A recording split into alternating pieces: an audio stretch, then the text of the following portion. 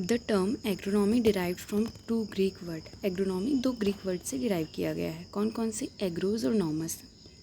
Agro का मतलब होता है फील्ड और नॉमस का मतलब होता है मैनेज। यहाँ पे ये याद रखना है कि एग्रीकल्चर और एग्रोनॉमी में डिफरेंस है। एग्री में एग्री वर्ड आता है और यहाँ पे आ रहा है एग्रो। और एग्री जो है वो लैटिन वर्ड है और एग्रो जो है वो ग्रीक वर्ड है। ठीक है, अब इसकी definition can be defined as a branch of agriculture science which deal with principle and practices of soil water and crop management. ये एक एग्रीकल्चर की ब्रांच है और किससे डील करता है? Principle and practices of soil water and crop management. इसमें principles होते हैं, प्रैक्टिसेस होती हैं जिससे अपन सॉइल वाटर और क्रॉप को मैनेज करते हैं।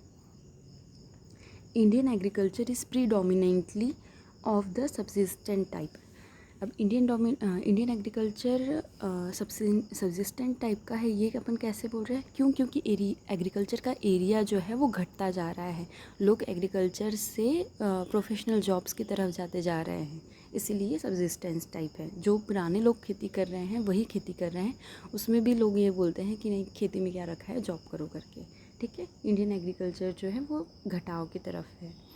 पीटर डिक्रीजेंजी 1230-1307 AD, इस टाइम पे उसने कलेक्ट किया था बहुत सारे literatures related to agronomy in his book. उसने क्या किया था? बहुत सारे लिटरेचर्स कलेक्ट कर लिए और उसको एक बुक का रूप दे दिया और बुक का नाम क्या था? Opus Ruralium Commodorum. For the first time मतलब इतिहास में किसी ने पहली बार ऐसा किया था कि मतलब ऐसा कि यूज़ किया है, बुक बनाई है और एग्रोनॉमी से रिलेटेड ऐसा कोई काम जो किया था पीटर डिक्रीजेंजी ने किया था, इसीलिए उसे फादर ऑफ एग्रोनॉमी कहा जाता है। When Helmont concluded that the main principle of vegetation of water। हाँ, ये पूछा जाता है कि किसने कंक्लूड किया था कि वेजिटेशन का मेन प्रिंसिपल वाटर है? किसने किया था? वैन हेलमोंट ने। ठीक है, अब ज़ेथरोटुल ही published a book horse hoeing husbandry. ठीक है, पीटर डिक्रीजेंजी ओपस रूरलियम कमोदरम, और वो फादर ऑफ एग्रोनॉमी। और यहाँ पे आ गया है ज़ेथरोटुल। इसने हॉर्स होइंग हस्बेंड्री नामक बुक पब्लिश की थी और इसने कौन से वीड और टीलेज जैसे वर्ड्स यूज़ किए थे फर्स्ट टाइम, इसलिए इसे फादर ऑफ टीलेज कहा जाता है। यंग आर्थर, ठीक है ना, ये तो क्लियर हो गया कि ज़ेथरोटुल ने horse hoeing husbandry book publish की थी जिसने वीड और टीलेज वर्ड्स यूज़ किए थे और उसको फादर ऑफ टीलेज कहा जाता है। Arthur young conducted pot culture experiment to increase the yield of crops by applying several minerals like poultry dung, litter, gunpowder, etc. Published his work in 46 volume as Annals of Agriculture। Arthur young ने क्या किया? एक pot culture experiment किया ताकि crops की yield जो रहे वो इंक्रीज़ किया जा सके। अब वो इंक्रीज़ कैसे होगी? कुछ मटेरियल्स को अप्लाई करके, जैसे कि पोल्ट्री डंग हो गया, लिटर हो गया, गन पाउडर हो गया। पब्लिश्ड हिज वर्क, और उसका वर्क जो है उसने एक बुक लिखी थी एनाल्स ऑफ एग्रीकल्चर, उसमें पब्लिश किया है। ठीक है, अब 3 साइंटिस्ट हो गए अपने पास, पीटर डिक्रीजेंजी, ज़ेथरोटुल, आर्थर यंग का लेकिन एनाल्स ऑफ एग्रीकल्चर, ज़ेथरोटुल टिलेज और वीड से अपन याद रखेंगे, और पीटर डिक्रीजेंजी फादर ऑफ एग्रोनॉमी तो उसने एग्रोनॉमी से रिलेटेड जो वो थे ओपस रूरलियम कमोदरम जो पब्लिकेशंस थे, जर्नल्स थे, वो इकट्ठे किए थे। A truly scientific approach to farming was started in 1840 by Justus von Liebig। J.V. Liebig ने 1840 में एक फार्मिंग का एक साइंटिफिक अप्रोच स्टार्ट किया था। अब ज़ीरो टिलेज के फादर कौन है? ज़ीरो टिलेज के फादर है ग्लबर बी ट्रिपलेट। ठीक है, अब ये कैसे याद करेंगे? टिलेज के फादर ऑफ टिलेज ज़ेथरोटुल, ये उसने टिलेज वर्ड दिया था इसीलिए। और father of zero tillage Glover B Triplett, ठीक है। तो ये टिलेज है, जेथरो टूल है, ये ज़ीरो टिलेज है, ये ट्रिपलेट है, ठीक है। अब अपन देखते हैं एग्रोमीट्रोलॉजी। एग्रोमीट्रोलॉजी में अपन देखते हैं कि वेदर क्या होता है। वेदर एक स्टेट है, कंडीशन है एटमॉस्फेयर की किसी गिवन प्लेस पे, किसी गिवन टाइम पे। यदि मैं बोलूँ कि अभी का मौसम कैसा है, ठीक है, तो यहाँ पे तो अच्छा खासा मौसम है, बारिश का कोई मौसम नहीं है, साफ़ है, खुला है, अच्छी हवा चल रही है। तो ये जो होता है वो वेदर कहलाता है। It pertains to small area like weather, village, district and short period of time. और ये जो खुला मौसम है और अच्छा मौसम है, ये थोड़ी देर के लिए रहेगा। या तो सनशाइन मतलब सूरज ज़्यादा निकल जाएगा, या तो फिर शाम हो जाएगी तो सूरज ढल जाएगा, ऐसा कुछ ना कुछ होगा ना। तो ये थोड़ी देर के लिए रहता है, शॉर्ट पीरियड ऑफ टाइम के लिए। विलेज एंड डिस्ट्रिक्ट का होता है मतलब छोटे एरिया का। एग्ज़ाम्पल जैसे हॉट डे है, गर्म दिन, रेनी डे है, ठीक है, क्लाउडी वेदर है, ड्राई वेदर है, कुछ भी है, मतलब अभी तुरंत का जो भी है वो वेदर कहलाएगा। और क्लाइमेट क्या होता है, ये बहुत सालों का वो रहता है, बहुत सालों का डाटा को कलेक्ट करके एक कंक्लूज़न निकाला जाता है कि हाँ यहाँ पे इतने सालों में, इतने दिनों में बारिश ज़्यादा हो रही है, तो वो अलग वेदर कहलाएगा। जैसे summation of weather condition over given region during a comparatively longer period.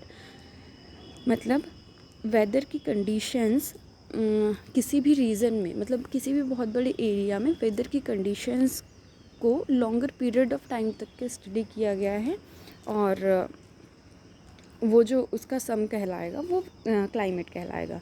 It pertains to large area like zone, state, country, continent. ये लार्ज एरिया हो सकता है, जोन भी हो सकता है, एग्रोइकोलॉजिकल जोन्स जो होती है, एग्रोक्लाइमेटिक जोन जो कहलाती है वो सब, स्टेट हो सकता है, कंट्री हो सकती है, और कंटिनेंट भी हो सकते हैं। फिर example are cold season, tropical climate. Example इसके कोल्ड सीजन हो गया, ट्रॉपिकल क्लाइमेट हो गया, ट्रॉपिकल, टेम्परेट, ये सब, ठीक है। अब इसका क्लाइमेट का क्लासिफिकेशन दिया था। देखो क्लाइमेट का क्लासिफिकेशन कैसा दिया था। According to de Candolle first classification de Candolle ने दिया था। उनने वेजिटेशन के बेस पे दिया था, 1900 AD में दिया था। और एनुअल और monthly mean of temperature and precipitation याद क्या करना है, D Candolle, vegetation, temperature and precipitation, कब, एनुअल और मंथली, ठीक है। फिर दिया कोपेन ने 1936 में। इसने किसके बेस पे दिया था, 5 ग्रुप में डिवाइड किया था और वेदर एलिमेंट के बेस पे क्लासीफाई किया था। 5 ग्रुप में डिवाइड किया था और वेदर एलिमेंट के, कैंडोल, कोपन, ठीक है। फिर आ गया ट्रोल 1965। ये पूछा जाता है ना, based on temperature and humid month, temperature और ह्यूमिड मंथ पे के बेस पे इसने क्लासीफाई किया था। ये एग्रीकल्चरल पर्पस के लिए सुटेबल क्लासिफिकेशन था। और semi arid tropics in India, मतलब इंडिया में जो सेमी एरिड ट्रॉपिक्स है उसको क्लासीफाई करने के लिए इसी मेथड का यूज़ किया गया है। इंडिया के सेमी एरिड ट्रॉपिक को क्लासीफाई करने के लिए इक्रीसैट ने इसी का ट्रोल की मेथड मतलब टेम्परेचर और ह्यूमिड मंथ्स को लिया है, ठीक है। अब थॉर्नथवेट ने ये प्रेसिपिटेशन ऑफ इफेक्टिवनेस, ये TE और सीजनल डिस्ट्रीब्यूशन ऑफ रेनफॉल ये लिया है। P इंडेक्स P/E × 100, मतलब precipitation of effectiveness is equals to annual precipitation upon annual evaporation × 100, ठीक है। ये थॉर्नथवेट का क्लासिफिकेशन है। अब आगे देखते हैं। हाँ, थॉर्नथवेट ने जो क्लासीफाई किया है उसमें wet, humid, sub humid, semi arid और एरिड। तो एरिड जो है वो लेस देन 16 पी अगर इंडेक्स आ रहा है तो वो एरिड होगा। अब यहाँ से अपन डबल करते चलेंगे, 16 से 32 यहाँ तक के, फिर ये 16 16 दूनी 32 32 दूनी 64 64 दूनी 128 एंड अबोव।